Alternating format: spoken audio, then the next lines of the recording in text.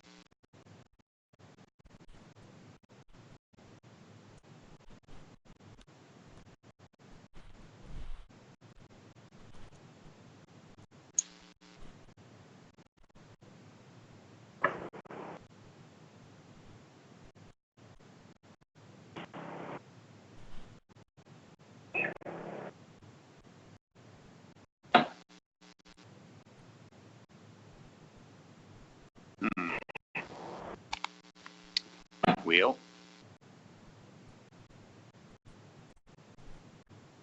Yeah, the buzzing seems to increase when you talk. Does it? Oh, let me undo this.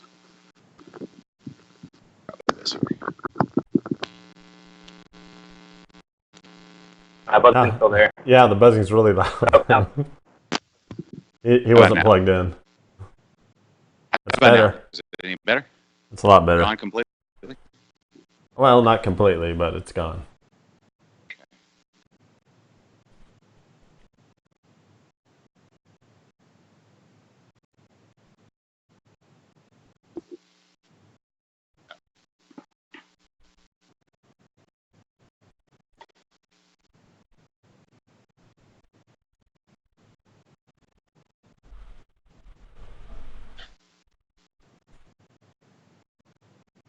Ah.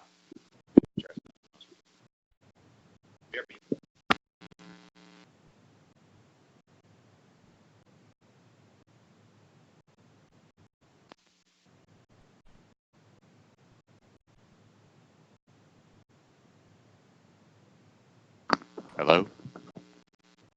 You got me? Sound good? Is it okay? Sounds the same to me, but It's still a little buzzy. Well, hold on. Like, how buzzy? I mean, when you're not speaking, it sounds fine.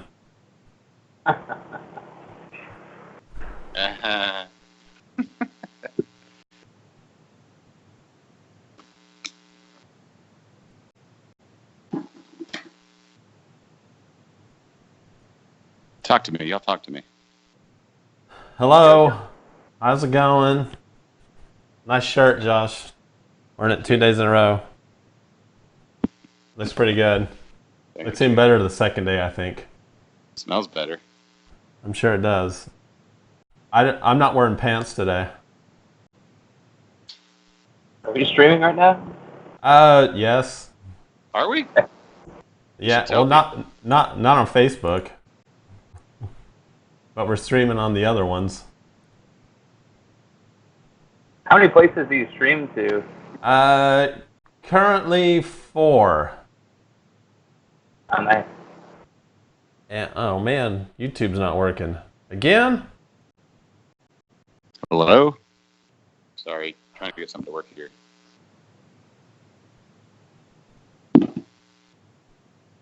No, it's not. It's weird. What? What are we doing? Oh, it's not showing that I'm streaming on YouTube, but I am streaming on YouTube.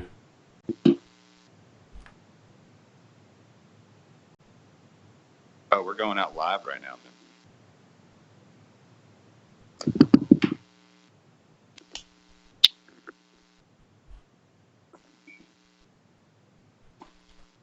Yeah, we are.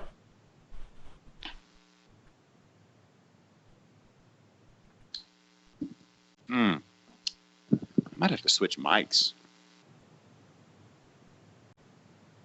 That might be my problem. Y'all might just be hearing me over my phone. Y'all talk to me. Somebody. Anybody? Yeah. No, I don't think we're hearing you over your phone because when you were unplugging your phone, or sorry, when you're unplugging your mic, the buzzing would stop.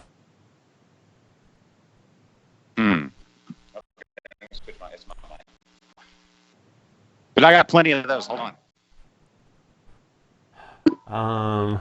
We were supposed to be live 5 minutes ago. So how are things, James? Good. Good. Good.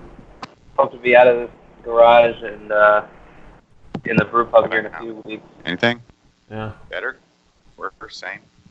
It's about the same.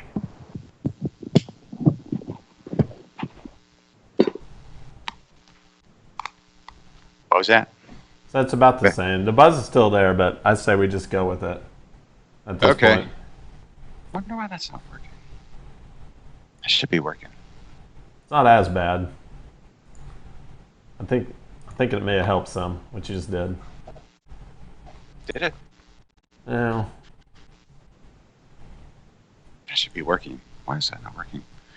I'm not getting my own voice on the recording. I am. You can send me the audio so I don't have to worry with this? Is that what's been taking us so long? Well, no, I got this ready to go and tried to add this. Are you going to be able to send me the audio? Yeah, I can send you the audio. All right, hold on.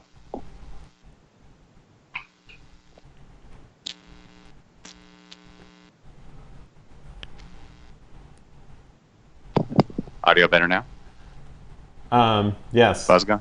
Buzz Yeah. completely gone? No, but let's go. Oh. Well, you tell me when. Let's go. Hold on. I can do this real quick. Are we live? Yes.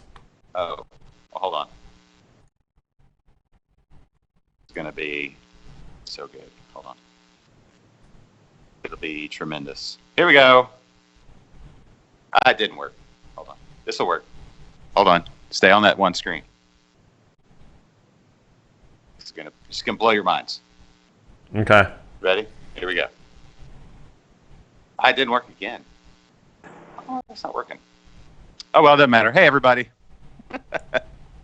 Welcome to Liquid Lunch. Hey, there I am.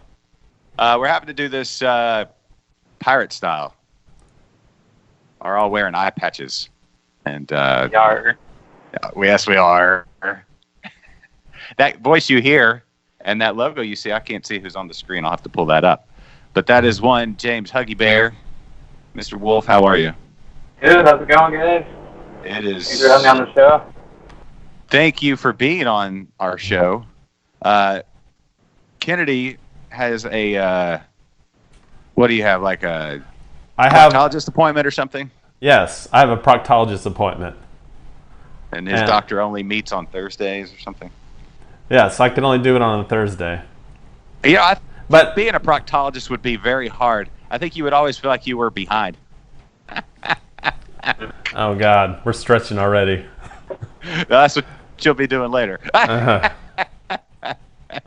Yeah. Stretching. Yeah, I'm just the butt of all jokes today. Sorry, we're just talking shit. Enough of this crap. All right, so James, you got a brown shirt on. all right. Listen, Kennedy. Just know your role. Remember, you're number 2 on this show. Oh man, the crap that comes out of your mouth.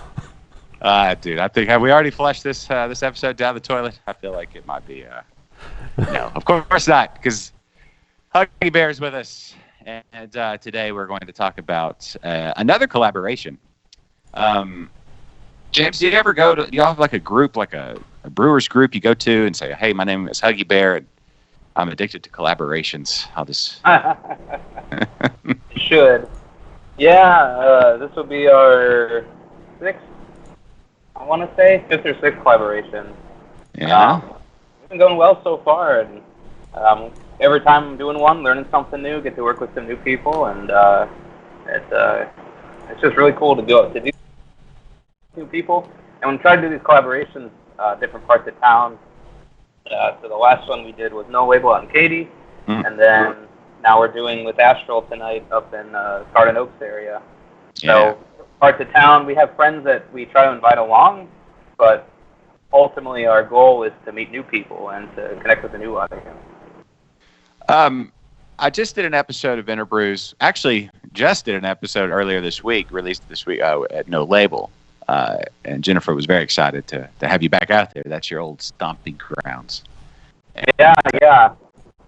So it was very exciting to brew out there with Taylor, and Eric was out sick that day, so it was just Taylor and I and my partner Michael on the brew house helping out. And well, it was fun. Got to see the old place and drink beer there, and yeah, it was fun. And then we also two episodes ago, I guess we were at Astral. Alex, good dude, good beers, fun. That area is I don't know, when you guys officially open, I don't know, there'll be like there's going to be like 3 areas where there's brewers kind of clustered in Houston, and it's for somebody who likes to visit breweries. I know Kennedy and Jules do that a lot too. That's fun to have a lot of breweries close, but that area where Astral and Petrol way over down, that's not a brewery, but you eat there. Then you go to the breweries Astral and Brash and Great Heights and Walking Stick, and it's a good area. Oh yeah, it's kind of funny how it's kind of clustered like that, but it makes sense. You look at like restaurants do the same thing. Yeah, they kind of have a couple restaurants. It helps everyone. It helps one another. You go out to one restaurant, you see the other one, you go, oh, that's good. Let's go there next week. You go there the next week, you come back to the same place over and over and over, kind of thing. So I think it's the same thing with breweries. Kind of very similar feel. You go to one brewery, especially on a Saturday, you can go to several on one day. You could, safely have a drink at one and then go to the next, go to the next, go to the next, kind of thing. And if they're all close together like that, it's a lot easier than it was, 5-6 years ago. If you wanted to go brewery hopping, it was pretty hard. Well, and everybody has their own deal. It's not like, to somebody who's not initiated in, nobody's are the same. It's all different. So everybody has their own signature, their own what they're going for, style wise, and even within the same style, everybody, like an IPA is not just an IPA. It's a world of discovery out there. Yeah, I would say so. That's kind of why we did the one with Astral tonight. We're going to be there tonight from 5 to 8, and we did a sour New England IPA. And so we wanted to do something completely different. Alex went to, I think he did his residency up in New England area, so he's very familiar with a lot of those New England style beers. And we just kind of put our heads together and then came up with the sour IPA, and then he's bringing the New England part as well. And so we're doing that. So kind of help the acidity from the sour, from the kettle sour process. Will balance well. We chose some hops that'll go well with that. We didn't want to make sure that we chose hops that would clash. So hopefully, I haven't tried it yet. Tonight will be the first time I'm trying it, but Alex said it came up pretty good. Well, good. Yeah, now that, as far as people say, some people are huge hazy fans, love. And then there's a small contingent that are like, not, no hazies. And then when you get into IPAs and hazies, like, well, no, but you can't sour them. There's a little like break off there, but you have done that. So take us through process of adding the sour element to the hoppy I guess hazies are more, aroma based. They're not super bitter like a traditional West Coast. But take us through that when you're trying to achieve balance on the sour and the bitter and the hoppy and the tart. Yeah. Yeah, so we're doing a kettle sour, so that's very similar if you do a Berliner Weiss or a Goza. You add lactobacillus to the, we do it as a kettle sour, so we do the same thing. We get our sugars into the kettle, and then we start our boil. We boil just to kind of sanitize, kill off any other wild yeast or bacteria. Cool it back down to lacto temperatures, and there's different strains of lactobacillus. The one we're using, I believe, was Good Belly, actually. I think it's Plantarum and another one. So around 100 degrees or so. Get it down there, purge all the oxygen out, get the acidity. You also want to get the acidity down to 4.5 before you start, because that'll make sure that you don't get any wild bugs. A lot of wild bugs don't like above. If your pH is too low, they won't be very active. So it helps protect against those other bugs. We want to put in the ones we want and get the result out that we want. Put that in, let it sit and sour. We keep it at that warm temperature, recirculate it the whole time for about 24 to 72 hours, depending on how sour we want and how fast it goes. Once it's down there, once it gets down to the pH we want, we also taste it as we go. Once it tastes good and there's no off flavors, like there's no other wild yeast or bacteria got in there, we know it's clean. Then we boil it again, kills off that lactose, so it stops working. So you get a really low pH. Boil, we throw our hops in. Since we're doing in New England, so we throw most of the hops in towards the end of the boil to get more aroma out of them, a little bit of flavor, a lot of Whirlpool hops in addition to. Cool it down, transfer the fermenter, pitch our yeast on there, and then, ferment it just like a normal New England IPA. In this case. So there's not really like a sour, like, I guess you could measure pH, or what is it? What's the T word? Something acid. Titratable acidity. Titratable acidity, kind of like the sour power versus like IBUs or whatever. Right. Where would you put this on the sour level? Like a light Berliner, or is it more like make your mouth pucker, kind of super sour? I mean, where would you put it on the sour? So this one is going to be, I'm trying to remember, I think we added some buffer so that we could add more acid. The more buffer you add, when you drink it, your tongue kind of overcomes that buffer, and then that extra acidity is kind of released. When you add buffer, it kind of stores extra acidity, basically, once you drink it. So it's going to taste even more sour. I think we added a little bit of that just to kind of bring it down even a little more sour. Those would be typical of a Goza or Berliner. We've had one of those on the acidity. Though with the high finishing gravity is going to be a little sweeter. The hair. That's why the titratable acidity is a little more accurate versus just pH. Because if you have a pH really low, but you have a lot of residual sugar, they don't kind of cancel each other a little bit out. But it should be nice and refreshing. That's cool. I want to try it. I can't wait. It's one of those ones that it makes you really contemplate, what went into the beer, in sour New England. It's like, you have your thoughts going into it, and then you try it, and then you just let it wash over you. That would be my recommendation.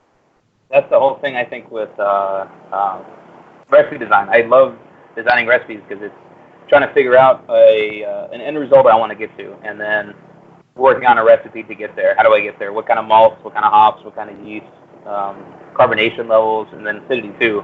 And so it's kind of cool to see that in the end result and then drink it. Brewing's a lot like baking, where you have to make it ahead of time, and then you get to taste the result at the end. But if anything screwed up in between, you can't fix it. Versus like cooking on a stove, where you can taste it as you go. Okay, add a little more salt, a little more of this, a little more of that. So it's kind of a long process, not as long as wine or distilled spirits. That's even a longer process before you taste the final product. Beer is still a little bit on the longer scale, though, so you have to keep a lot of that stuff in mind. And that's just, I think, just comes with experience. And just the more you do it, the more you taste it, the more you think about it, the better you get at it. Cool. I have a question about, again, the process. We're going back to the souring. I'm guessing a kettle sour. If you're going to do a big like New England IPA plus sour, you have to do kettle souring, right? That the hops and everything would affect secondary fermentation with the. I don't know. You tell me. You're the expert. But, Yeah, the lacto does not like hops. So there are some strains that even as little as 2 IBUs will stave off the lactobacillus, which is why they use hops in beer initially, is to keep it clean, keep all the bugs out.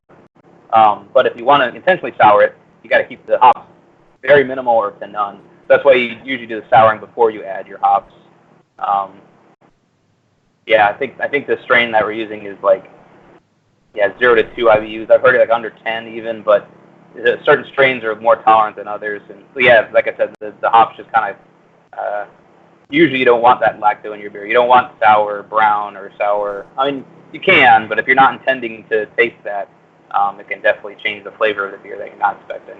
Yeah, Kennedy, lacto is they're a contract work. They want to come and do their job and get out before the other guys come in to do theirs. They want to collaborate. They want to do the work and get out. Well, my first attempt at a Goza wasn't that great, and Just describes it as Cheetos and feet.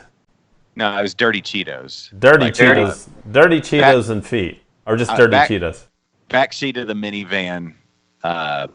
3 months later, find a Cheeto covered in hair and whatever else. Yeah, you probably got something other wild stuff in there that spoiled the beer, basically. But I did use Good Belly for my lacto. What flavor of Good Belly do you use? I heard mango is actually the cleanest flavor. Okay, actually that's what But what did you what did you get your temperature down to before you added the lacto? Like 100 degrees. Okay. And how did you keep it warm? Did you leave it in your garage or? No, I ferment on a grain father, and I was able to keep it at a constant 100 degrees, which I did for about 3 days after I added it. I mean, I followed all the instructions. I thought to the T, but not so much. My guess, something got in there, so maybe some. Did you do any kind of oxygen purging? Did you purge with CO2 to get your oxygen out of there? No, I didn't. Okay, and then how long did you let it sour before you started boiling? Did you boil it again afterwards? Yeah, I boiled after. It went about 3 days. I didn't actually test the pH, but other than just like a taste test. And how did it taste? Did it taste like dirty Cheetos? No, it tasted fine. I think what happened is, so I added strawberries to it in secondary, and I think maybe that's where it all went wrong. That's possible. Because the fruit, unless it's sterilized or pasteurized, you're gonna have some wild lectin bacteria. I mean, they were frozen strawberries, so I don't know. Bacteria. It just slows it down when you freeze them. It doesn't kill them. So yeah, the best way would be to cook them. Just bring them up like 160, or use a aseptic juice or puree that's already been that's sanitary based. It's already been basically pasteurized. So that's it. Might have been you might have done the souring part right, and then it just might have been just the fruit. Well, I don't know, but that's would be my guess. Jeffrey's online telling me right now to take notes. Yeah, because you were going. I'd suggest do your goes again, but don't add any fruit this time. Just do a straight goes and see how that comes out. Yeah, I think I kind of went. I think I tried to get too advanced in my brewing techniques. Don't rack it right onto the Cheetos. Maybe just pair those with it after. For some reason, I thought Cheetos and beer would go together. They go great. They go great. Not great. It didn't. That one didn't go so well. Hey, anybody here wearing a watch? Because I was wondering what time it is, Kennedy. Okay. Just I'll do it. All right, you're just gonna do it. Just hit the graphic. All right. Liquid Lights. This is What You Drinking? Got. That's pretty. Do. In my hand today, I wanted to bring some pizzazz to this episode, so a little wow factor from Eureka Heights. Oh, wow. Really? Yeah. There you go. Wow factor. It's their Pilsner. Wow. A little something. Something. Little. Nice.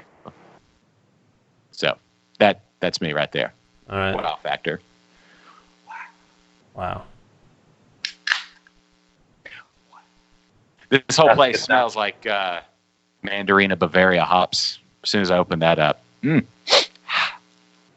cool. Huggy Bear, what are you drinking?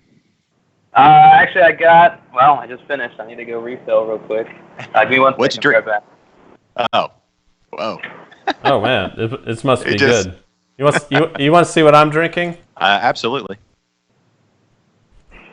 I'm drinking some Simple Truth vapor distilled water with electrolytes. Because I'm on antibiotics right now. And I'm not supposed to be drinking, and I'm being responsible this time. Why are you on antibiotics? Because I have, because I have a thing later on. Oh, the proctologist. Yeah, my proctologist told me to do a round of antibiotics, so I probably shouldn't be drinking beer before I go see the butt doctor. Okay. Everyone out there is going to believe that I'm actually that's what I'm doing. I'm going to go see the butt doctor. It's a lot funnier. Yeah. But it's funny that you are going to see the proctologist and your appointment's at 2. Because of number 2? Well, yeah, that's kind of how that joke goes, Kennedy. Yeah. Hugs, what you drinking?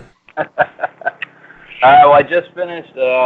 Just had our Sparkle Motion. It's a sparkling ale, cream ale, basically.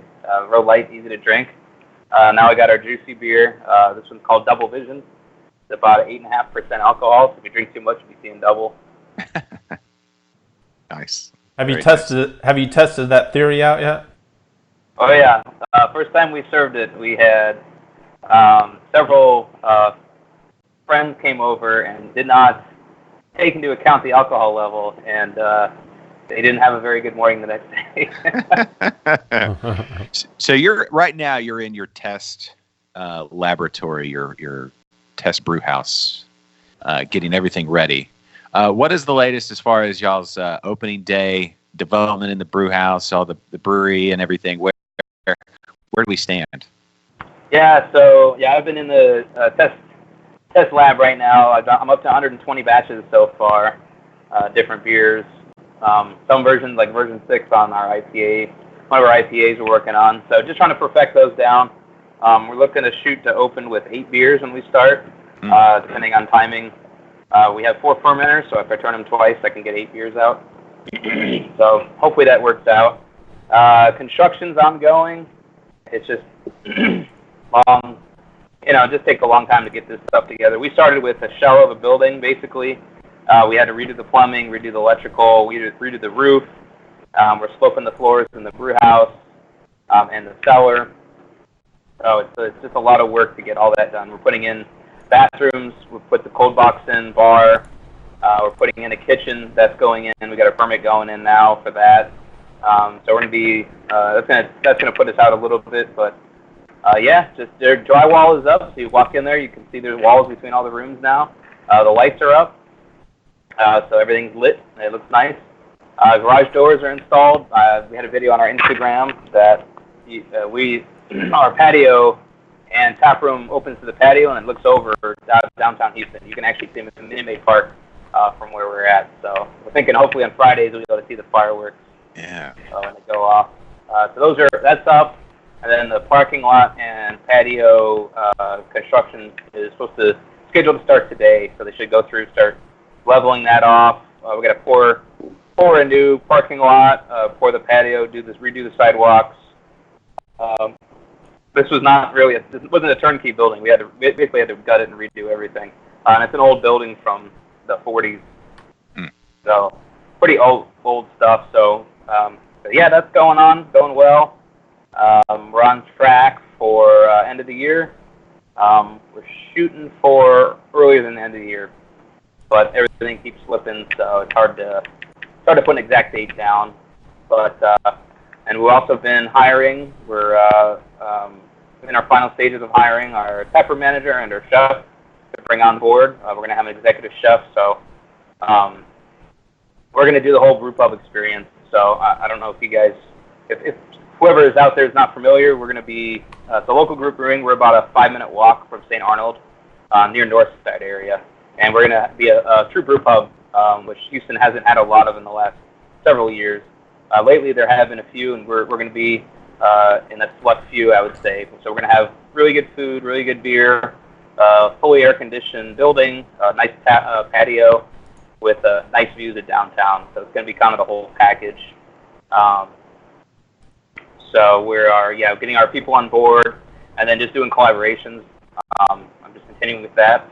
We got the Asheville tonight, and I got 1 or 2 more I'm trying to line up.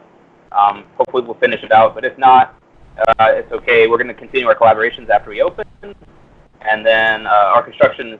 Right now I'm full-time brewing beers and helping with the build-out and doing the collaborations. And so now as we get towards the end, it's getting busier and busier, kind of crunch time, so I'm going to have to pull back from some of that. Some of my test batches are probably going to have to slow down, and maybe even some of the collabs, but we'll see. If we can time it right, we'll try to do that more and more. Okay, well, with all the collaborations, this is something I was thinking about this morning. The different systems you've been working on with, because you do the collaborations at the brewery you're doing the collaboration with. Right. So we've named a few. What have you seen as far as like brew systems, features that you really love, features that, I don't know, that like when you get to test them out like that, I don't know that people get to do that as much as you've gotten, to do, brewing on all these different systems.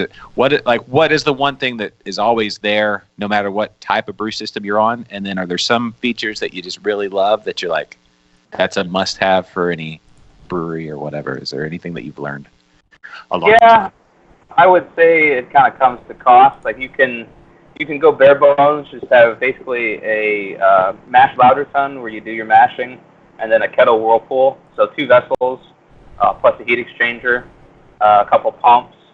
That's it for your brew house, and then just everything connected with hoses. That's kind of the minimum. Then you can go to the Cadillac, like I brewed at Southern Star, and they have a 4-vessel, 60-barrel tank. This system up there. So it's 4 individual vessels. You can turn. Everything's very set up to be very consistent, extremely consistent. That's the bigger your system, the more complicated it gets, the more consistent your brews are going to come out. But also the more you got to keep on top of it. You got to have standard practices that everyone follows to the exact T. Kind of same thing on a smaller system too. If everything's kind of manual, you can get consistent beer, but it's going to be a lot more manual. You're going to have to do everything by hand versus a computer or a system kind of doing it for you. So yeah, I'd say there's some nice features I've seen on some of them, and some of them just I don't necessarily need for myself, or I don't know if the cost justifies it necessarily. But everything I've seen has been there's a purpose. Everything, all the options people have chosen, there's a purpose for them. So.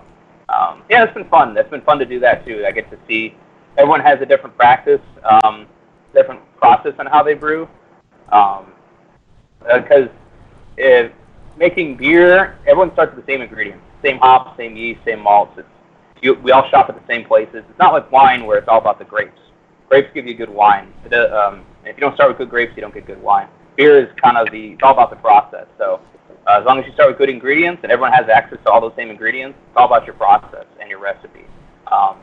So everyone's got a different way of doing things and thinking about it, different kind of philosophy on it. So it's been fun to do that, and I get to kind of pick everyone's brains on why to do things a certain way, how they came up with a certain recipe, what they're thinking, what they're like. And everyone's tastes are different too. So like I say, my tastes are a little on the less.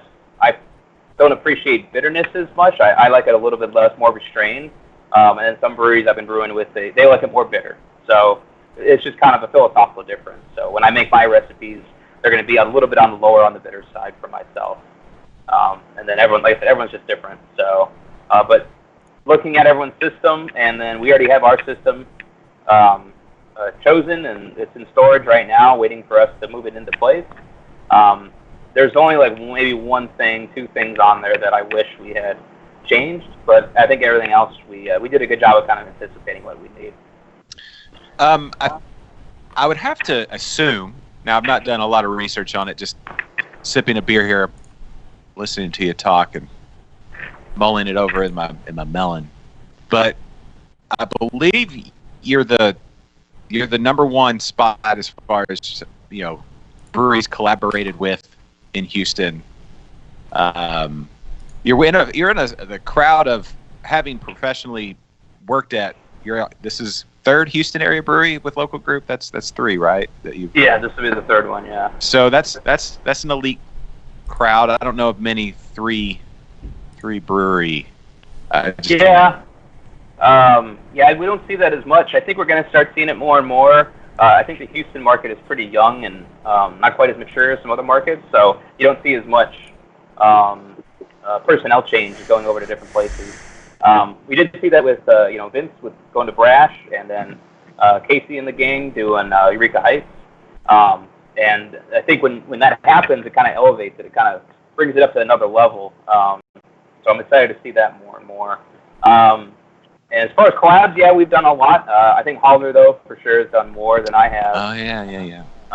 He does one pretty often, I would say, which is great. So, and we want to do the same thing when we start. We want to I want to have people come to our place now, too, and brew with us. Yeah, that's where I'm saying. John brings people in.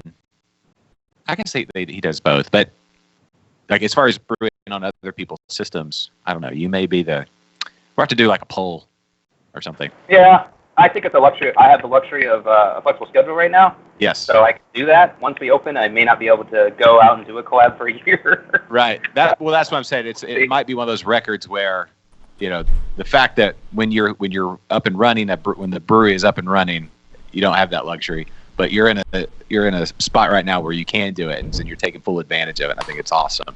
But it may be one of those records like I don't know, Ted Williams, hitting record, or DiMaggio's hitting streak, or whatever. It's one of those things that it might not ever be duplicated because of parameters in the game.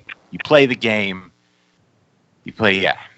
You're the Joe DiMaggio of Houston area brewers. Okay, can I quote you on that? Yes. Print up that T-shirt. Quick, hello, Omar watching. Hey, man. Tim, Chadford Pilbeam. Hey, Vicky. I saw Gail on earlier. Who else have we seen? Jeffrey's on. Kennedy, have you noticed anybody else? Yeah, Jules. Hey, Jules. She's there in the room with you, maybe? Or no, is she out she doing isn't. some... No, she's not. She's out there doing the Lord's work. Hey, I saw she posted it on her Facebook account. Can we talk about her? Well, I'll just put it out there. TABC. So I guess anybody wanted to really go see who's TABC beer server certified. Yeah. She got that. Yes, she is beer server certified now. She can serve beer. Oh, nice. Yeah. What did it take for her to do that? I've never looked into the process. Well, it's been like all you got to beers. Yeah, all you got to do is get online and do like a quick 2-hour class. I think it may not even be that long. It's like, I think it costs like $16 or something. That's all you got to do. Okay. But is there a plan for her to serve beer anywhere? Is that public info?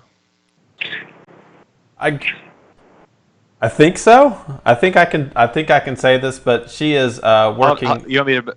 I'm gonna give a subtle hint real quick. Ready? She's. Wait. Okay. Yeah. Hold on. I see it. Hold on. Subtle hint. Oh, that's just my face. I see it. Okay. I see it. Yeah. No, I'm just gonna run into my face. I'm just gonna put that back. Yeah. Okay. She will be she's a brand ambassador for Lone Pint now. Woo! Oh, that's awesome. Congrats to her. Yeah. And in fact, she's got her first thing going on Saturday, at the Total Wine on San Felipe, Nice. in the Galleria area. So if you guys want to, so everyone should go by and get some free samples of Lone Pint and say hi to Jules. Does she know what she's going to be serving yet? Sampling the beers? I'm Does not she get sure. a list beforehand? I don't know. I mean, I should probably know this. Yeah, maybe. My HEB up here at Fairfield Market, they do a really good job on Saturdays. You can go in. There's 4 or 5 breweries set up, and they all have 5 or 6 beers a piece to go in and get little samples. But if you're there doing like family grocery shopping, it's a good little reprieve, a little rejuvenate you, because it's like if you start on one end, get to beers in the middle, and then my dogs are excited about it too. They want to go to San Felipe and sample Lone Pint beers. So, all right. So I'm having a bit of technical issues, and apparently right now the only cameras I can use are yours and James. Just all right, you, James, ready to just start you doing some and him, and that's it. So that's some why. tap dancing. Yeah. No, it's fine. It's fine. It's just for some reason. That's it. I got to figure out what's going on here. I can make it entertaining. No, everything's fine. It's just that I've only got 2 cameras now. Oh, what'd you do? Oh. You don't know? I don't know what happened. So, Yeah. anyway. Jeffrey says that's a block from her job. Hey, Jules, she's on. I just saw Jules jump on. Yeah, she is on. So, Jeffrey, we expect you. I don't know. You said Saturday was the tasting? This Saturday, I believe starting at 2 o'clock on the Total Wine on San Felipe, in the Galleria area. There you go. Everyone, we've got like hundreds of viewers right now. Mm-hmm. So we should all go pack out that place and say hi to Jules. That's what she needs on her first day, is an overwhelming number of people demanding they pour them beers in rapid succession. Just trial by boom. fire. Yes. Sink or swim, Jules. Sling those beers. Are drowning them. Anyway. You said you've got some other collaborations in the works. Are you at liberty to hint? No, not right now. I don't want to say anything right now, just in case anything happens, and I don't want to hurt anyone's feelings. So, but if anyone else is interested, let me know. And like I said, I want to continue doing collabs after the fact. So if any breweries out there want to do something with me, or with us, I should say, let me know. Once we open, though, it may have to be a visit to our place. And I understand it's hard for a lot of people to get off and a day off to go travel somewhere else too. But this is something I would want to do for the longest time. I want to work with other brewers, pick their brains. That's how everything learns. It's a very good community and very open community, and so that's how we grow the whole scene and we make better beer overall. Is that everyone shares and we just learn from each other. So. Okay, off the top of your head, can you name all the styles and the collaborations you've done? So we did Semi-Classical was a Schwartz beer we did with Holler back in January. Then we did Hydrus, which was a New Zealand pale ale with Holler as well, back in May, I want to say. We did Max Power with Great Heights, which was a pale ale. And then we did a brewed IPA with No Label out in Katy. I Like It Dry. That one should still be on tap. It was on tap last Sunday at least. They may have a little bit of that left. Then this will be Astral with the Sour New England IPA called Curiosity. So we're going to be there tonight. Myself and my 2 partners, Todd and Michael, saying hi to everyone. Thanks for coming out and trying the beer. And then, so come on out if you guys are free. If not, the beer should be on tap for a little bit after that. No guarantees, though. Tonight's the only guarantee that it's going to be on tap. Yeah. Is there a style that you haven't either test brewed in your test brewery there or collaboration? Is there something that you sit there as you're falling asleep at night and you're like, I really want to brew one of those? Is there anything No, I mean I've gotten the luxury. I've had the luxury of doing a lot of test batch of beer. So I've made, I think, 34 different styles of beer, or 34 different brands of beer, I would say, here, and then several versions of most of those. And I know I've done everything. I got a cinnamon stout. I got several versions of New England IPAs, some West Coast IPAs. I got a horchata blonde. Some of the funkier ones. Yeah, I'm doing some the kettle sours, but I'm doing some fruited versions. So I got that going right now. I'm working on trying to perfect the Hefeweizen right now, and I'm going to do a fruit version of it too. I'm going to add the fruit next week. So there's nothing really that I can think of that I haven't. I mean, there's always something. I have a long list of things I want to work on. I want to start working more with spices. I think spices in brewing have a lot of potential because you don't have the sugar content, so you can add the spices after the fact. And spices are very potent too, so you can add a lot of flavor with just a little bit. And spices are used extensively in cooking, and so I don't see there's any reason why they can't be used more and more with beer. So I want to work on that more. You know, different kinds of regions, Vietnamese, Indian, you know, all kinds of different spice combos and mix and match kind of thing. That's fun. That is a lot of fun. That Now let me ask you this: I think it's the hottest week we've had so far. What does that mean? That was a loud phone call, and very distracting. Way to go there, producer, and all things technical. Well, yeah. And the professionalism on this show is unparalleled. Listen, you don't get this on other shows. I don't mean to brag, but we're on another level. Yeah. Okay. We kind of are. So I believe it is the hottest week we've had so far of the summer. It is touched just the underbelly of 100 degrees so far. We're on a Thursday. As I look at the temperature now, hold on. If I can find it, this is my old phone. Talk amongst yourselves. I even still have the weather. Where's the weather app? Oh, there it is. Found it. As I look at the weather app, and there you go. Tonight, local group, Astro Brewing, at Astro Brewing. There you go. Sour. Yeah, luckily they have an indoor tap room, air conditioned tap room. So the high. Oh wait, hold on. I'm looking at the wrong city. The high, as you go to say hi to Huggy Bear and everybody. Right now, where I'm sitting, it's 96 degrees. Okay, right? It's hot. Yeah. With a high of 98 plus all the lovely humidity of Houston. Currently, do you know what the temperature is in Midland? This is one of our segments. I bet we have. Oh, Tim. I bet Tim knows what the temperature is in Midland. I know what the temperature is. It's either the temperature range in Midland, somewhere between third ring of hell and the coast of Antarctica. But currently, right now, in Midland, 95 degrees. Oh, and, it only feels like 99. But they're high today, 102 in Midland today. So that's the temperature in Midland.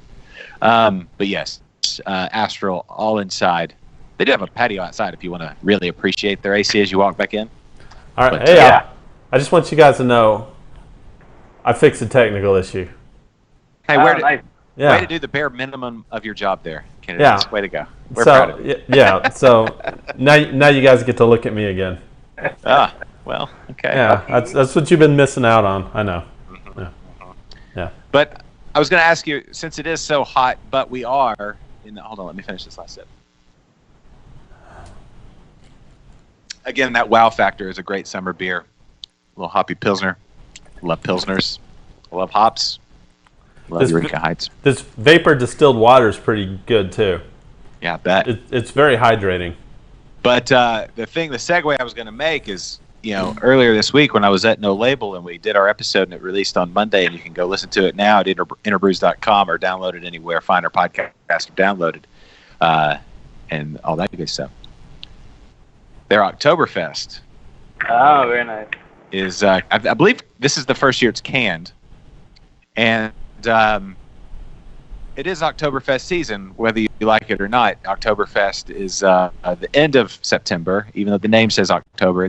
We're rolling into October with Oktoberfest season. So when you see those Oktoberfest beers out there, don't lose heart. It's just so hot. But yes, this is when you should be seeing them.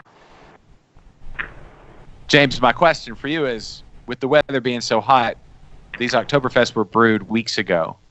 Now you have to think of, what do you brew now? You could be brewing pumpkin beers, winter warmers, barrel-aged, potentially barrel-aged stouts or some sort of very wintry type beer now that we're into August.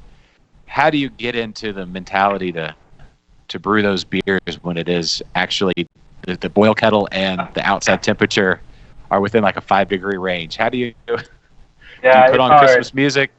What do you do? Yeah, a little. I'm blanking on the Christmas songs right now, but yeah, Happy Holidays or something. It's hard to get ahead.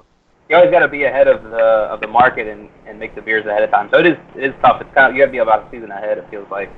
So it's a mental thing. So right now people should probably start to brew their winter, or getting ready to start their winter beers. Yeah. Getting all the recipes finished, all the ingredients ordered and everything, and then in the next month or two start their winter ones. I'm already working on some test batches of some spiced stouts. Want to do kind of like a winter stout kind of thing. I was going to work on a pumpkin beer, but we're going to open after the fall, and so it'll be a little too late for that. But I'll probably do. I love pumpkin beer, so I want to do a good one. I love to hear that. I love the best pumpkin beers. We were talking about this on my Interbrews with Jennifer and everybody, No Label, and Eric and Taylor as well. And that's the thing. It's like pumpkin beers. The best pumpkin beers are some of the best beers.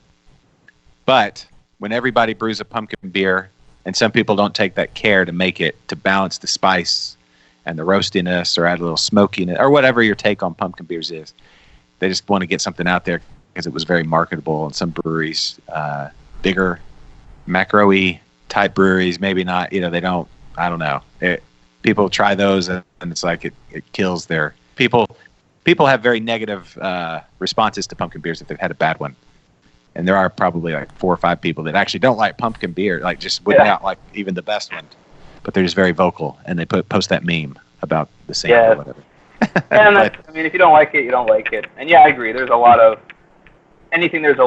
people that are big fans about. There's going to be a lot of anti-fans also, and it just feels that's kind of a trend nowadays. If you don't like something, that's fine. You don't have to like it. Let someone else enjoy it. Yes. But I do. In that vein, though, I think there are some bad examples out there, and so maybe some of those bad examples give a bad name to the whole, the group as a whole, kind of thing. So. True, but the best ones. Like, what do you like to add into your, like, if you're a lover of pumpkin beer? So I really value your opinion on it. What do you like in a pumpkin beer? Well, you've had Nightmare on First Street, I assume? Oh, yes. That was my recipe when I was homebrewing. I started with that one and kind of worked that into what we did there. So I'm gonna let me brag on you a bit. That is one of, if not the best pumpkin beer in the Houston area. It's that beer and then Pumpkinator. Yeah. There's some others that are good, but those two, and they're different too. So it just kind of depends on where you fall and what mood you're in and what, all that kind of stuff. But yeah, that Nightmare on First Street is it's damn good. Yeah, thank you. That one was interesting one. That one kind of was an extreme. I mashed that one at a really high mash temp, close to 160, which is kind of on the high end for mash temperatures. Leaves a lot of residual long chain sugars behind, but then balance it out with a lot of spices. But yeah, I guess in my pumpkin, so you can, if you don't balance it right, I think there's a slight difference between Christmas spice and pumpkin spice. Both have cinnamon. I would say the Christmas spice, man, it's been a while since I've thought about this, but you wouldn't really put an orange peel in. You'd put that in Christmas spice, but not cloves, maybe. Yeah, I think for Nightmare I did cinnamon, nutmeg, clove, and ginger. And I think adding too much ginger pushes it into the Christmas spice category. Yeah. So you got to be really balanced on those things. No, actually, I think I did allspice. I want to say allspice, cinnamon, nutmeg, and ginger. I think was that for a nightmare, at least that's what I used. Yeah. But I've started to play with it a little more now. I really like cinnamon, so I'm trying to push up the cinnamon a little bit more. I did it, like I said, I did a cinnamon sour, I did a horchata blonde, so I'm working on some more cinnamon forward beers. Yeah. Because I like that flavor. And then a little nutmeg to balance it out, it feels like. I find like smoke, a little bit of smokiness goes well with the pumpkin spice.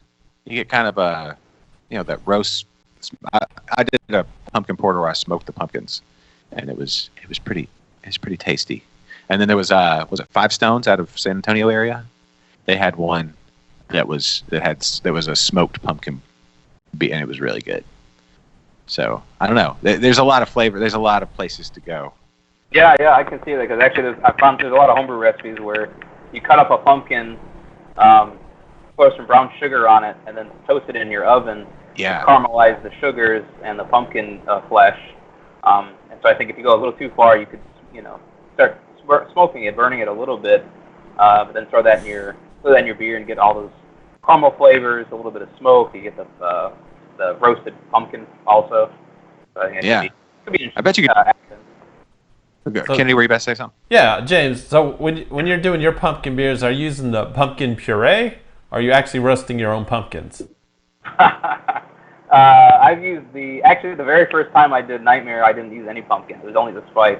Oh. And I got a comment back. I submitted to homebrew competitions, and they tell me how great the pumpkin flavor was and how much pumpkin must they use. They were asking, like, how much pumpkin did you use in this beer? And I was like, none. Because it's all in the spice. That's what people associate pumpkin with, is a spice.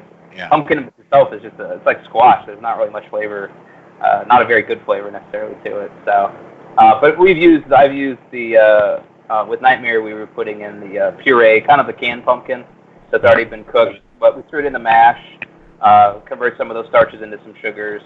I'm not super convinced on how much you get out of that necessarily, but at least we said, used to say you throw pumpkin in your pumpkin beer. Otherwise, it's just a pumpkin spice. I'm sure like Starbucks pumpkin spice latte has no pumpkin in it, right? It's just a spice. Right. Maybe they serve it in they put the glass in a pumpkin. Yeah, so I did a Christmas beer last year, and it was a pumpkin beer, and there was so much pumpkin puree in it. Like in my 5-gallon batch, by the time it was done fermenting, at least a gallon of that was trub. Yeah, I can imagine. I was expecting to get like a full 5 gallons out of that, and I probably didn't even get 4 gallons.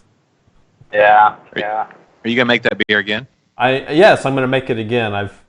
I'm definitely gonna improve on it because it tastes. I think I was a little heavy in the cloves.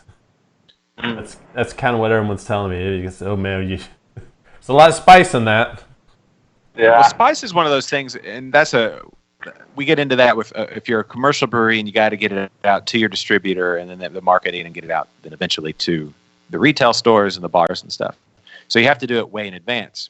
Well, pumpkin growing season, when are those pumpkins, ready to harvest, and when are you ready to brew those beers? And it doesn't always line up. So having that pumpkin puree is a great way to be able to do that. But also the spices will drop out over time. So I don't know if you have any of that left, Kennedy, or did you drink it all? I gave a lot of it away. I know a lot of people because they were presents, so I got real fancy and made cool labels, and I like wax dipped the tips and stuff. So a lot of people still have them, and they're just kind of sitting around as like decorations. It would be an interesting test, I guess, to try it now. I bet some of those spices have dropped out. I still have one, and maybe we'll do that around Christmas time. We'll try my beer 1 year later, and see if it'd be good. And see if it kills us or not. Yeah, I like it. Tastes like pumpkin-y Cheetos. Christmas Cheetos. I think like Pumpkinator to me is better a year after. I like 1 year old Pumpkinator more than the fresh Pumpkinator. So how How long before Pumpkinator is no good? Because I know people who have like 2012, 2013 Pumpkinators still sitting in the refrigerator. I don't know. I had 12 last year and it was still good. Yeah.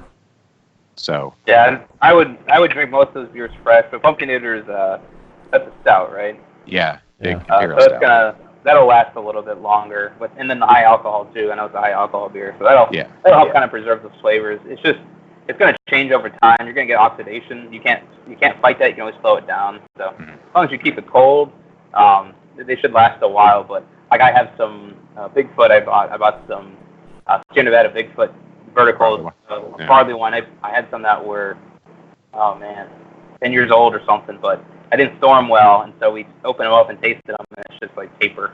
Yeah. It's like wet cardboard. It's just like it's not very good. Yeah, I have Pumpkinators from every year. The only one I don't have is the DR9. But other than that, I've got at least one from every year, maybe more. Actually, I have a lot of pumpkin beers over here. So Tim from Eccentric Brewing in Midland, he's saying how he uses sweet potato puree. Apparently, it tastes better, but also he noted that pumpkin beer is widely hated in West Texas. I would like to see like the level of hate with a geographical map, like a color-coded map, like where pumpkins hated the most. I don't know. I feel like places where you have a lot of leaves changing colors. Maybe where it's not grown, people hate pumpkins, kind of thing. Yeah, they're just jealous. Yes. Desert areas of the country. Yeah, where it goes from being green to 20 below, and that you don't really have a fall. I think that would probably be. You got to have a place with a fall. Oh. So I don't know. That would be an interesting map. Map that one out. I will say. Let's see. Who else makes a sweet potato? New Republic. The New Republic does, yeah. The win-loss. The sweet potato porter, I believe. Yeah, it's a different flavor. It's a different maybe, and but it's still good. It's just it's different. If you have a very dialed-in pumpkin, palate like I do, I could tell you the type of pumpkin used. Do you do like pumpkin tastings, like a pumpkin side by side? You can taste the different. That's the tip of the iceberg, James. I'm a bit obsessed with pumpkins. Like my front door, when the pumpkins start coming out, I've got like 17 different pumpkins out there, all different varieties, colors, shapes, textures. There's some that are real like gnarly looking. Mm-hmm. Like I wonder what just use all gnarly looking, like what are they called, knucklehead pumpkins? What they look like they have a bad case of warts. Yeah, I was gonna say herpes, but yeah. Yeah. That would be a great marketing thing. Don't touch the pumpkin. Have you bought all your pumpkins yet? I thought I saw some ceramic ones at the grocery store. Are the real ones out yet? Oh, no! Don't get him started about the pumpkins already. The Halloween decorations. No, listen. It's gonna be the next major holiday, right? Oh, you got Labor Day, I guess, in between. Yeah, we're gonna do a little trip for Labor Day and then come back and then it's on. But it's on. Yeah, they already had August 1st. They had like the metal jack-o'-lanterns and stuff at our local HEB, and even for me, I was like, I don't know if I can't pull the trigger on this yet. I need a breather. I'm too perpetually sweaty right now. It's like just can't. So people love Christmas, they want it year round, and you want Halloween, pumpkin season year round.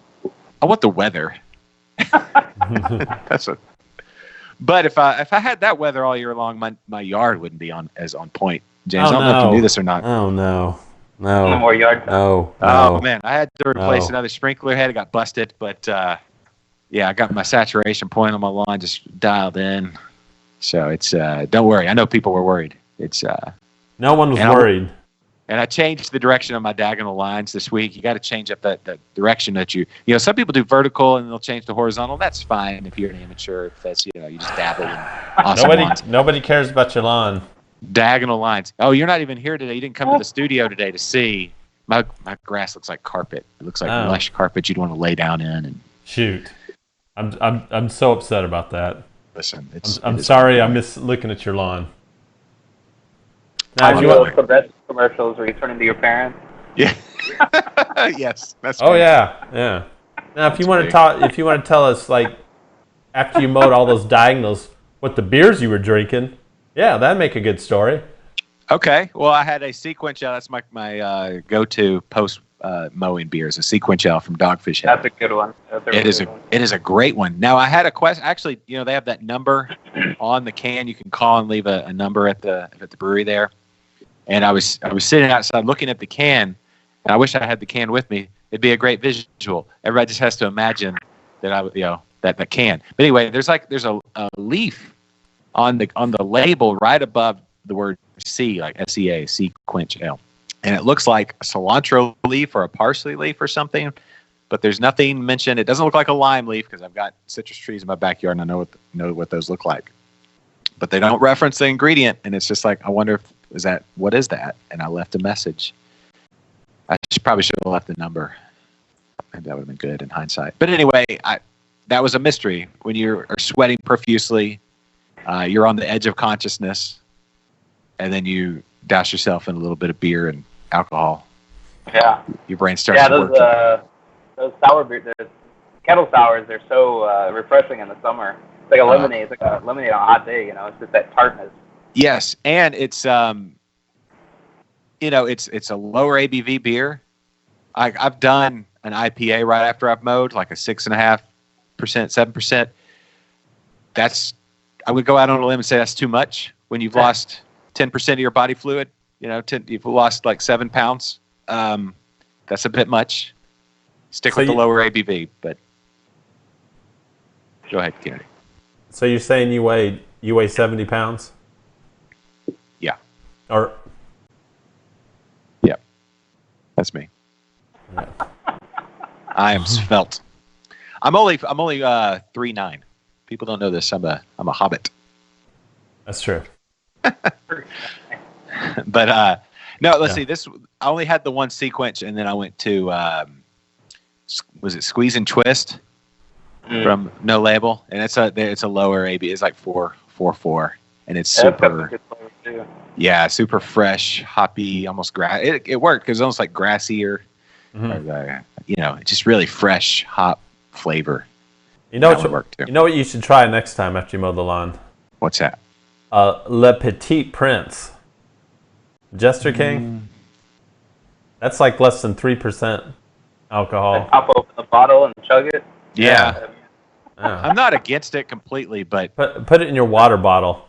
Seems a little. I don't know that bottle and I would do it. Yeah, I guess so. Maybe. I like that sequential though. That's my go-to.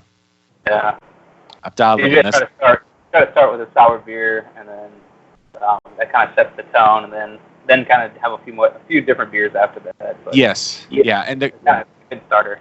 Yes, and the great thing about once you've mowed the yard and you got great lines, I even did the backyard diagonals in the backyard, and you got to change up that pattern, James, because if you don't, your grass it'll start growing in a weird direction. It's not healthy, so you want to change that direction each time, so you get good, robust blade growth. Yeah, I don't know. We just paid some kid to do it.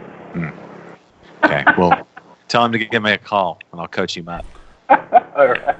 But once you're all covered in mud and dirt and everything because you put your heart and soul into making your yard look as good as it can, you just grab that Adirondack chair and drag it under the closest shade tree, and just drink a beer and sweat and just be one with nature. Yeah. The best. This section's sponsored by Scott's Lawn Care. I wish it was. But actually tying it back into brewing, when you're done, if you're home brewing, you can use those spent grains. You can throw those at the base of a tree or put them in your flower bed. It's really? Good composting. Yeah. Oh, yeah. So you're going to have every bird in the neighborhood in your lawn? I mean, you could. They love my yard because it's awesome. And we have it's going to be full of family of. We have a family of mice that live in our jasmine, and some lizards. Think about writing a kid's book about everybody that lives in the jasmine branches. Mm-hmm. This is one of our best shows we've ever done. tell You you. mean the best lawn show we've ever done? Yeah, I should do one when it gets a little cooler. I'm going to do a show from the lawn. We're going to do one from the lawn. Yeah. Call the show Liquid Lawn Care. Yes. Well, we don't have to You got talk one about of the. those. You got one of those kiddie pools. We need one. You would need some filled with ice. Yeah. It's Broadcast live. we should do that though. Yeah, We should do broadcast live, and I'll be chilling out in the kiddie pool, Yes. and we'll get negative viewers. I bet we won't. I bet we'll get 2s and 3s of viewers. Jeffrey had to go. Jeffrey, have a great day at work, and enjoy. I don't know. So anyway, there you go. Absolutely. I You feel got like a lot of repeat viewers on here too. that's true. People don't just watch us live. This could be people could be watching right now at 5:00, and driving around Houston, and they could just hear, "Oh, I should drive over to Astral right now." Yeah. Come on by. Uh, Swing in. Have a What time does it start? Does it start at 5? Is it 5:00? Yeah, 5. We'll be there 5 to 8. We'll be wearing our no label swag, kind of like shirts and things like that. Walking around trying to say hi, shaking hands, kissing babies, the usual. The use. there's lots of babies at the brewery. Well, I'm not sure about there. We're gonna be kid friendly and dog friendly at our brewery, so we're gonna. One of the owners, Todd, he's got 2 little boys, so we're definitely taking that into consideration with our design and our layout of our place, and we're gonna have a little kids area and stuff. So we're gonna encourage families. We are gonna set some guidelines. Watch your kids. This isn't a daycare kind of thing. But I heard a story. Someone said they had a friend in from Germany, I want to say, and they went to a brewery and it said family friendly, and he said, "What do you mean family friendly? Like, isn't everywhere family friendly? Like, I don't understand. Unless it's like an adult, club or a video store or something. Like, everywhere is family friendly. Like, this is such a weird concept. What do you mean? Like, kids aren't allowed? What?" So they thought it was he thought it was such a weird concept that kids aren't acceptable at certain places. It's over there. You got the beer gardens. You go out. You hang out with your families. It's just it's just an acceptable kind of thing. So Yeah, it's in some ways Europe does it. If it doesn't have alcohol, it's just apple juice, which is how it should be. And like all breweries should be family friendly. Beer gardens, my opinion. yeah, I mean, I've even seen there's lots of families at Brash, and it's like, I wouldn't think that's a great environment necessarily for your kids, but hey, maybe if you want to bring your kids, great, go for it. That's one brewery where I can take my nephew. Yeah. He's all the video games. He's 9 years old now, and he loves that place Oh yeah. because I can teach him all the moves on Mortal Kombat. Oh, nice. Yeah, Who do you bond over video games. Who do you play with as on Mortal Kombat? I like Johnny Cage. Is that who you see yourself as? No, because because I like his. Well, when I play with my nephew, I use that one because he's got the crotch punch move. Where he does a split and an uppercut to the crotch. Yeah. Yeah, he thinks that's really funny. So then you make a high pitched noise too. Like, "Wah!" Yeah. They don't make video games like they used to. Yeah. Well, I'm not very good at Mortal Kombat. That's where you play your 9-year-old nephew. Yeah, that's probably the only one I can beat, and that's only like part of the times. You just have to find younger and younger nephews to play against. Make it too good. Just constantly on your brother, dude. You got to have more kids. Please, I can't beat him anymore. You need to give me somebody else I can beat. Use some fresh blood. Here, play the dog. He's not that good. Did y'all see where ABI bought out a new brewery in Cleveland? Yeah. I think it was in Cleveland. Really? Yeah, out of Ohio. Yeah. Yeah, it was. What was the name of that brewery? Like floor plank or floor. I don't know. Platform, I want to say. Platform. That's it. Yeah. Floor plank. They might have a floor plank platform. I don't know anything about platform. Do you, James? Do you know anything about them? No, just from what I've been reading lately on it, it's interesting because they haven't bought a brewery in 2 years since they bought Wicked Weed. So someone said that they're doing a lot of the. They opened 3 tap rooms in Ohio, and they were doing a lot of one-off specialty beers. Just kind of a lot of rotation kind of thing. I think they had one beer that served with icy syrup or something like that. So some people kind of wrote them off as gimmicky, but they grew pretty big, pretty fast. So, and they were self-distributing. So ABI bought them, and now they can fold them into their own distribution network without having to worry about other contracts and stuff like that too. So it's interesting acquisition. I don't know. It doesn't really affect us in Houston here, but yeah, until next week when we see those beers with label approval. Well, initially that's what they did. They bought Goose Island, and they were going to roll them out as a national brand, and that didn't quite work. And so you do see Goose Island in a lot of places, but that's why they bought all these regional brands now. So they got 11 breweries around the country, and they treat each of those as a regional brand. And they try to grow that as big as they can. So in Houston here, we got Carbach, so it's as big as they can make it in this area. And you go to another part of the country, you got Golden Road, you got Elysian, you got 10 Barrel. You get different ones in the different areas of the country, and so they're kind of do more of a regional play where they can still. The goal still is to have the distributor say, "Oh, we got all your beers covered. Just go with us." Our distributor, which covers only ABI products, and so it kind of pushes out all the other competitors. So that's kind of their plan. Instead of doing it with one big brand, they're doing it with a lot of little brands, though, which is interesting. Yeah, I bet you could probably do that formula as to, if you were who will be next, and maybe you can't say specifically because, there's, thousands of breweries, but you can say somebody who's fast growing, maybe they are self-distributing, they have multiple tap rooms, all those are things to look at. Areas where, like Carbach, I don't know, I haven't had a Carbach since they sold out. I haven't had one of their beers. I see a lot more of their billboards and things like that around. Those are the things I notice. They're at the ballparks and things like that. But yeah, are they as prevalent in Dallas? Anybody know? I don't know. There's actually a Carbach commercial now that plays during like sporting events. Yeah, that for Love Street. Yeah. Love Street Brewed at the Carbach Brewery on I-10 East. Yeah. Is that the one we're talking about? Yeah. So I wonder, is there anybody up in, like, say, the Dallas area that has multiple tap rooms? I can't think of anything off the top of my head, but or maybe doing something like, not that they ever would, but like, I don't know, Pine House Pizza has a bunch of different pizza places. I don't know. Yeah, we got 3 locations now. Yeah. I don't know. Yeah, it's all one of those things. Like, how big of a region do you need population-wise? Texas, Houston's huge, Dallas is huge, Austin, San Antonio are both huge. So, could there be another Texas acquisition? It wouldn't surprise me. I don't know. Yeah, maybe go more west. Yeah.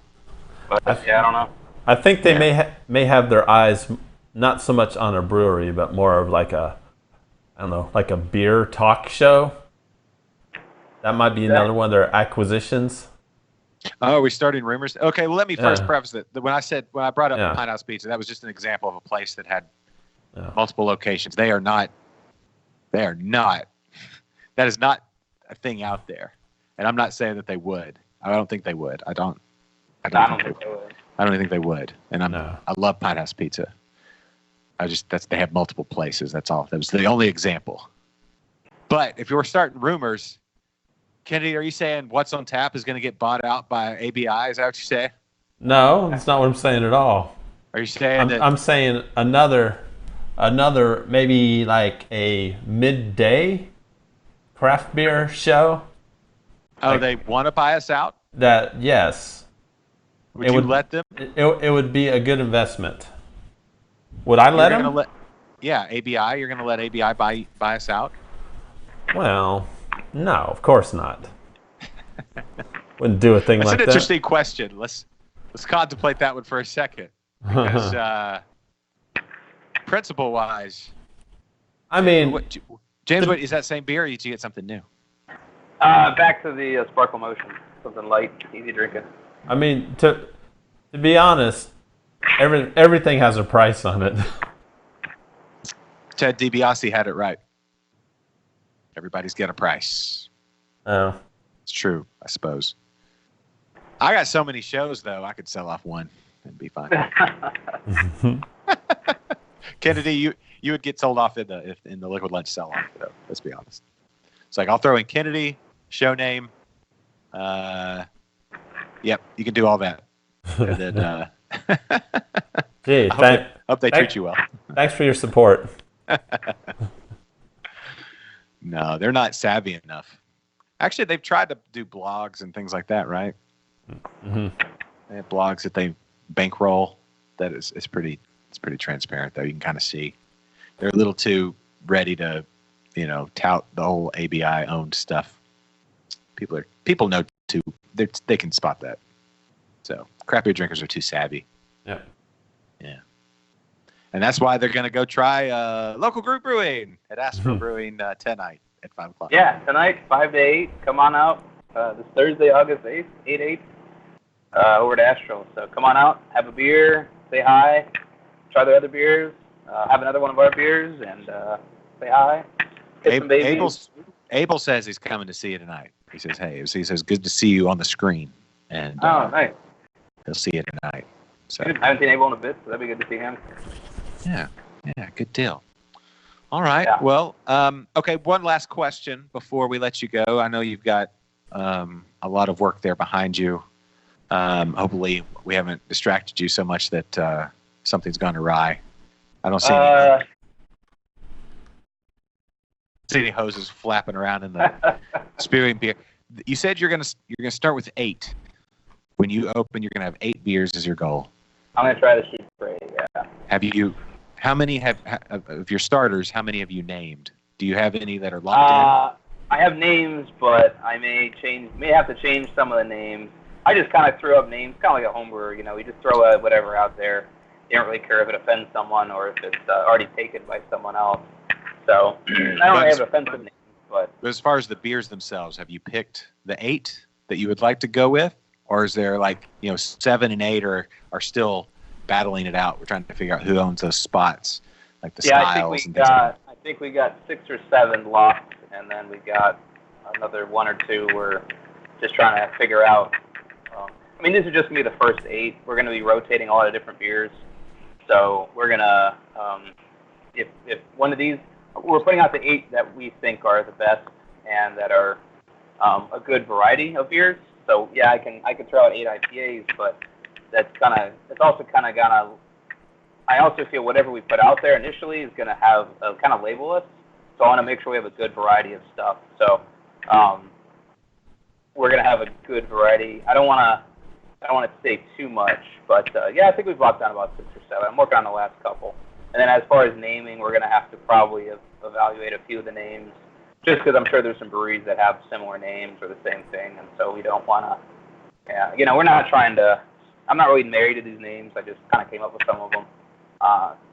So we'll try to change them. We're not really going for a theme. If you want to go for a theme, that's hard to do for a naming beer. But I just want to throw random names out there. It's like band names. There's always some weird names to come up with. So. Yeah, they're not called Mookie Blaylock, Kennedy. They're called Pearl Jam. Really? There's a beer called Pearl Jam? No, the band. I know there's a band called Pearl Jam. They were Mookie Blaylock before they were Pearl Jam. What? Oh. Really? Yeah.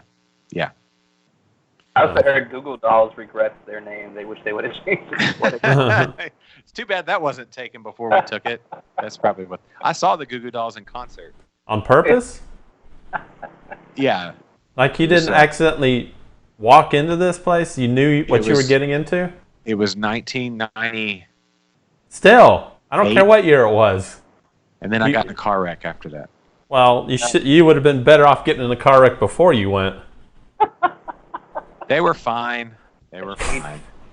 Okay. There wasn't a lot going on in Conway, Arkansas that night, so we Yeah. Goo Goo Dolls at the University of Central Arkansas. Go Bears! Go Bears! I think I would have rather stared at the pavement for 2 hours. Kennedy's a music snob, James. Did you know that? He's an elitist when it comes to music. Sounds like Punk or go home. He's all like, whatever. Right? Is No. that what it is? Punk or nothing? No, I'm just saying the Goo Goo Dolls are not good. They had that one song? Yeah. Anyway. all right. Well, thanks for having me on the show, guys. And hope to see people out there tonight. If not, we'll hope to try the beer again sometime soon, and look for our opening closer to the end of the year. Cool. All right. James, Huggy Bear Wolf, everybody. Yes. Local group brewing. Opening soon, depending on your scale. If you're a glacier, it's just in the blink of an eye. But hopefully end of this year, beginning next soon. But back here on Liquid Lunch, anytime you want. Anytime you want. Oh, buddy. thank you. Yeah, well, I'll give you some updates for you in the next couple months. Cool. All right. Check them out. Astro Brewing tonight. They're on Shepherd, 5 to 8. Try all. Look at that. Just goodness. It's curiosity. Be curious and go try it. I wish. I hate that I have to work. I am curious about this beer. Anyway. All right. Win some, you lose some. But everybody go for me and let me know. We want to hear your feedback. All right. Well, maybe if my butt's all right after this, after the proctologist, I might go. Okay. All right. Maybe I'll see you out there. Thanks, Huggy Bear. You're the best. All right. Bye. Bye. I'm gonna let you. You hit your button. I don't know how that's gonna work. Kennedy, you got the. Normally I am able just to mute whomever. But I'll see what happens here. There he goes. He left. Huggy Bear left. He's gone. He's gone. Okay. Well, what else we got to talk about other than your proctology appointment? Anything new in your world? No, not really. But I am gonna have to go. It's time. It's time for this to happen. I'm not going to a proctologist. I'm going to the dentist. The dentist. Tim said great show. I mean, they're similar because they're both like putting things in orifices. Just one's on the top and one's on the bottom. I guess you could get to one from the other if you really pressed it. Technically speaking, I took anatomy 1 and 2, so. Technically speaking, sure. Technically speaking. All right. You don't work tonight, do you? No. That. No. Are you going to try to go by Astral? Maybe. It depends how I feel. Oh, that's true. Oh, you're going to, when are you done with your antibiotics? No. Here's what they ought to do. Here's what you ought to do. Just because you're on this show, you're you're one of those, you're an ambassador of the Texas craft beer media. Yeah. You're available and your face isn't swollen up and you're not dying, of I mean, I discomfort. had to do a whole show without drinking beer today, and it was not fun. Yeah. Now you could probably go sip on one to be fine, right? Or even Yeah. take your spit bucket. I'm curious. You should be. Curiosity available tonight. We need to thank Preston out at the Grain Cellar. Maybe you want to make your own. Maybe you want to make your own kettle soured New England IPA. It's kind of ready. Hold on. There we go. You listened to this show today. You got inspired, and you need ingredients. You need technique. You need to be coached up. Well, you can go to the Grain Cellar, Humble, Texas, 240 First Street West, 77338. It's your one-stop fermenting shop. And Preston, a world of information, world of knowledge, a world of good feels, a world of encouragement. And right now, if you walk in and say, Liquid Lunch sent me, free hugs, waist up, waist down, your choice. And Preston will get you on the road to making your own beer, or maybe you don't want to make beer. Maybe you want to make wine, he can help you there too. Cider, mead, sauerkraut, yogurt, pickles, whatever. So there you go. Preston Kimchi. will help you. Kimchi. Yeah. Yep. Spirits. Yes. You get spirits. Any gear you need, ingredients, all that. Yeah. So maybe you want to make some hop essential oils. He can probably steer you in some sort of direction. Yeah, it's about time for me to go get my next batch. The Rogue Brewers, we have another competition, and this is a fruit beer, fruited beer. Any fruit, any fruit, style. any style, just has to have fruit in it. And I'm a little worried because my last 2 beers that had fruit in it were not great. I say, go simple. Do like an American wheat beer with some fruit added, or something, just to get a win under your belt. Yeah, I'm thinking about a fruited IPA. Okay, sure. What kind of fruit? I don't know yet. I'm debating. What about grapefruit? How would grapefruit go? No. I mean, no, it can work. It can absolutely work, but I feel like you can get the grapefruit flavors from your hops. I mean, there's a lot of those type citrus and stone fruits and things like that can be derived from hops, as I've learned from the book that I'm reading that I mentioned last week. Eclectic, right? Was that the one? Eclectic IPAs. That is a good book, but they have a whole chapter on added fruit. Jeffrey said he was leaving, and now He's back. I'm telling him about the beer, and he's getting really excited. Yeah, there's a City Acre competition going on too that maybe I'll get into. And what is that one? It's you can brew whatever beer you want, but you have to use a certain yeast. And kind of like a daisy chain type thing. I forget what it is. You don't even have to get the yeast from them. It just has to be that type of yeast. Okay. So whatever the yeast you have to use, I'm sure you can find it at the grain cellar. Yes. Humble's one-stop fermenting shop.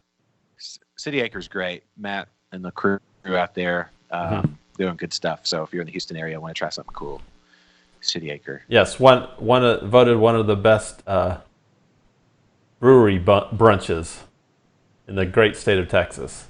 They were like top 3, and it's pretty good. Yeah. Yes, yeah. I've had their chicken and waffles for breakfast. Yeah. Nice. Yeah. Nice. All right. We'll wrap here because I know that you got to go get your face ready or whatever it is you have to do. Yes, I got to go. Way to stay strong on not drinking. I got to run. Yeah. Well, you're not supposed to do that with antibiotics. Yep. But we don't have the outro music today, so I'll add that post-production if you want to go listen to the podcast. Podcast available anywhere. Find our podcast downloaded. Of course, you can also watch it on YouTube and Facebook and Twitter, and all the replays are always there. And big thanks to James Huggy Bear Wolf for being on today. Local Group Brewing opening up soon. Of course, the collaboration again tonight at Ask for Brewing, 5 to 8. Big thanks to the Grain Cellar helping bring today's show as well. Also, if you want to help support the show, go to liquidlunchshow.com/Amazon. Anything you order there, support all this back to school stuff. Back to school right around the corner, Kennedy. I don't know if you knew this or not, but ready for that. Sorry, I just got that flash that the battery's low. So everything's telling us to wrap the show now. Kennedy's mouth, Huggy Bear going away, and my phone. So thanks, everybody. Have a great weekend. Go out there, have a great beer, try something delicious, buy one for somebody else. Beer someone this weekend. And then see us right back here next week where we'll have special guest, TBD, or whatever. You'll be back in studio next week, right? Yes, I will. Okay. I will. I'd be there right now if I didn't have this thing. Okay. Well, good job today. All right. Yeah. Thanks everybody for this setup needs a little bit of tweaking. We'll figure it out. Yeah. Maybe. I don't want to make it too good because then you'll never be back over here again. Oh, I can't quit you. All right. Good job, man. All right. Thanks everybody. Thanks for watching. And Caleb Wilson, I see you. Yeah. We're talking to you soon, too. Backfish. All right. Bye, everybody. Have a great weekend. Thanks for listening. For Kennedy, for Huggy Bear, I'm Josh. Thanks for watching Liquid Lunch. I think we faded to black. I don't know. I don't have the monitor. Okay.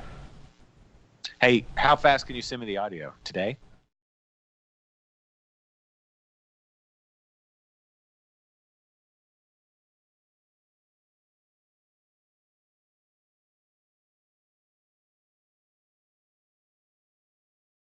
Or something. I'll send it to you. Jeffrey's saying he still sees us. Yeah. All right, I'm cutting my camera and plugging in my phone. All right. Later. Toodaloo.